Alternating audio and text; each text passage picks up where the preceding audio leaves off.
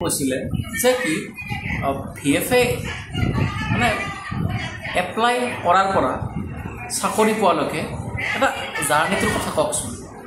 চাওক এপ্লাই কৰাৰ পৰা মানে চাওক মানে এপ্লাই কৰাৰ পৰা কাহিনীটো মই কৈ আছোঁ।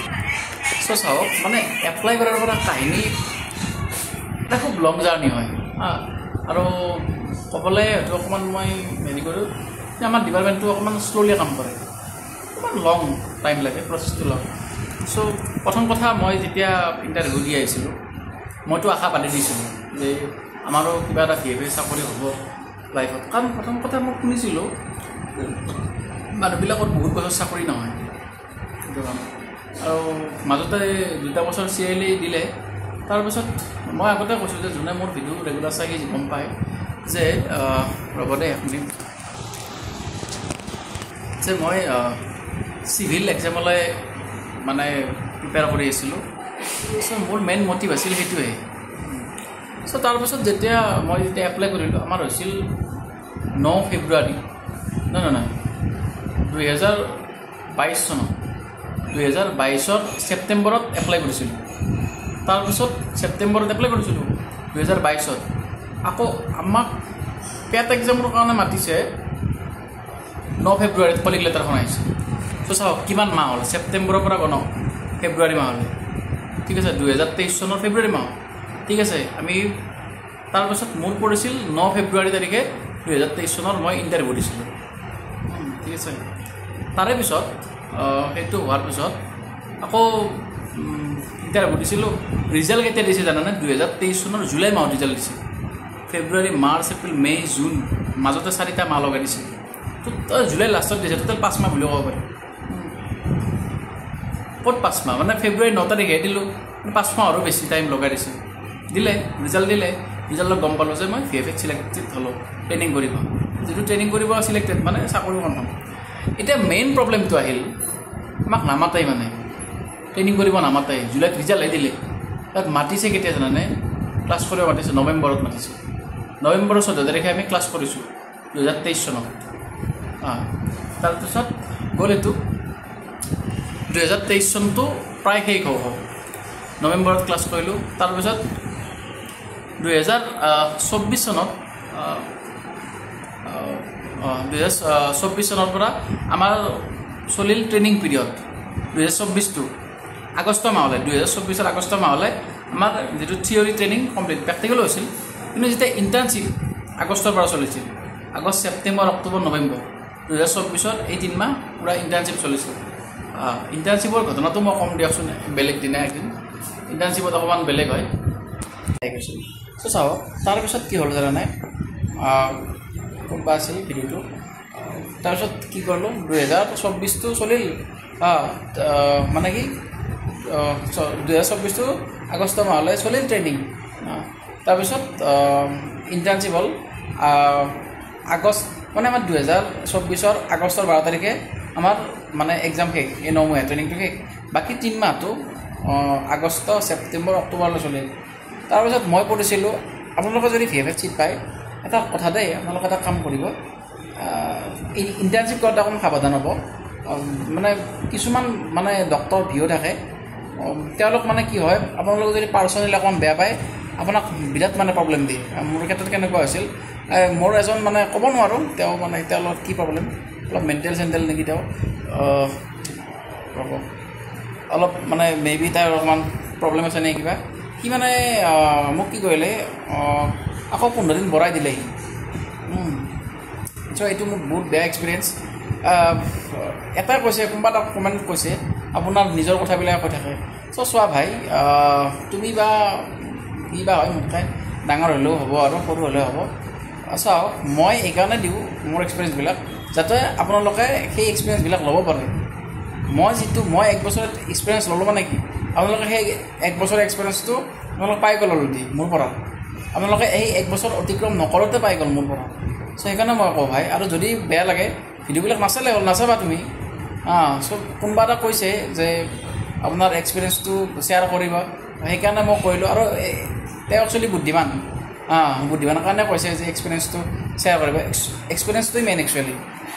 যিমান এক্সপিৰিয়েঞ্চ হয় মই এতিয়া ক'লোঁ যেতিয়া ইণ্টাৰ্ণশ্বিপ কৰা তেতিয়া অকণমান সাৱধান হৈ ভিউটো চাই ল'বা ভিউজন কেনাই যদি অকণমান মানে মেণ্টেল টাইপ ভিউ থাকে একদম মানে পূৰা একদম বেণ্ড বজাই দিব আপোনাক চ' সাৱধান মই এইটো মানে এক্সপিৰিয়েঞ্চ কৰিছোঁ ঐ তাৰপিছত কৈ আছোঁ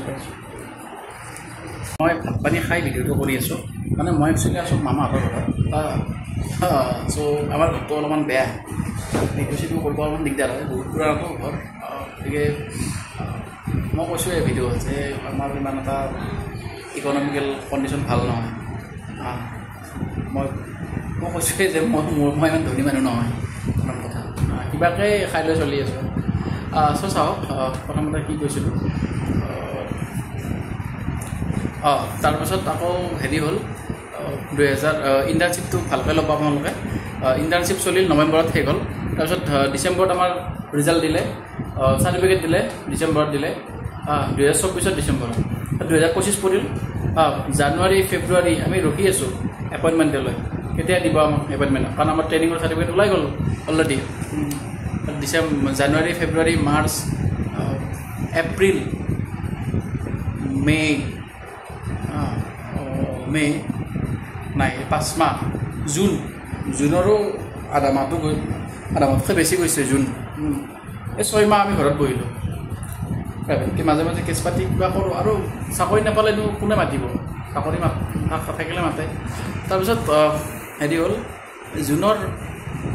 জুন মাহৰ অৱশেষত ভাল দিনটো আহিল জুন মাহৰ 19 তাৰিখে আমাক মানে এপইণ্টমেণ্ট দিলে তাৰপিছত 19 তাৰিখে এপইণ্টমেণ্ট লৈ মই জইন কৰিলোঁ 23 তাৰিখে তাৰপিছত মোৰ পৰিল দূৰত হোজাইত এতিয়া মই কৈছোঁৱেই যে হোজাইত ওচৰত ল'ৰাবিলাকে ল'লে চ' এতিয়া মই ইমান নাজানো গতিকে আৰু হোজাইত বহুত দূৰত দিলে মোক গতিকে প্ৰথমতে বেয়া লাগিছিল যে হোজাই কেনেকুৱা বা জেগা হয় কি বা ঘটনা কেনেকুৱা মানুহ হয় কাৰণ ইমান দূৰত কেতিয়াও থাকিব নাই এতিয়া মোৰ এনেকুৱা হৈছে মোৰ হোজাই দিব মন নাই মোৰ এনেকুৱা হৈছে ঐ নালকে আছোঁ ভিডিঅ' বনাই আছোঁ তো মানে কি এতিয়া মোৰ হোজাই দিব মন নাই প্ৰথম কথা মানে কিয় জানানে মই সঁচাকৈ কৈছোঁ যে হোজাইৰ মানুহখিনি সঁচাকৈ ভাল খুব ভাল তাৰ মই একদম উদাহৰণ দিওঁ কথাটো মই ঘৰত আহিলোঁ যিহেতু কালি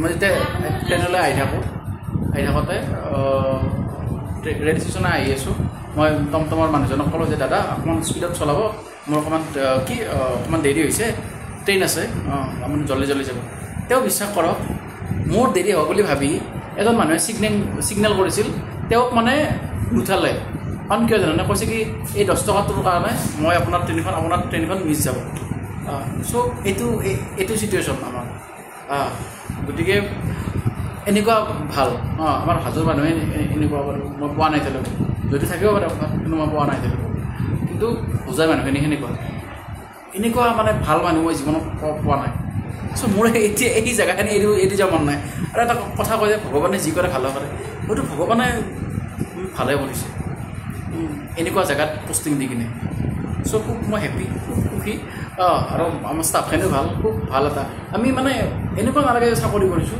এনেকুৱা লাগে যে আমি এটা ফেমিলিত আছোঁ খুব ভাল লাগে গোটেই ষ্টাফখিনি ভাল আমাৰ ডিভি অফিচৰ পৰা আদি কৰি গোটেইখিনি ভাল ছাপৰ্টিভ ইমান হাঁহি তামচাৰ মাজেদি আমি দিন পাৰ কৰি আছোঁ চ' খুব ভাল লাগিছে এইখিনিয়ে আৰু যদি এক্সপিৰিয়েঞ্চ আৰু কিবা বেয়া এক্সপিৰিয়েঞ্চ আছে বহুত আছে চ' ট্ৰেইনিং কালচাৰ আছে বেয়া এক্সপিৰিয়েঞ্চ চ' সেইটোৱে কাৰোবাক লাগিলে ক'ব মই এক্সপিৰিয়েঞ্চখিনি কৰিম আজিলৈ নাই ফুৰিব চ' আমাৰ মামাহঁতৰ ঘৰ ইয়াতে মানে পুৰণা ঘৰ চ' আগৰ বস্তুবিলাক মই আগতে যেতিয়া মেট্ৰিক হাই ছেকেণ্ডাৰী দি মাজতে বন্ধ পায় ইয়াতে থাকোঁ ভাল লাগে ইয়াতে পৰিৱেশটো আৰু সেয়ে ফুৰিব আহিলোঁ আহি কিনে সঁচাই মানে এটা কথা চব চেঞ্জ হৈ গ'ল মানে কেতিয়াবা হেৰি লাগে যে মই ভাবোঁ আৰু মোৰ যিখিনি বন্ধু বান্ধৱ আছে স্কুল লেভেলৰ সকলোৱে কয় মই বোলে চেঞ্জ হোৱা নাই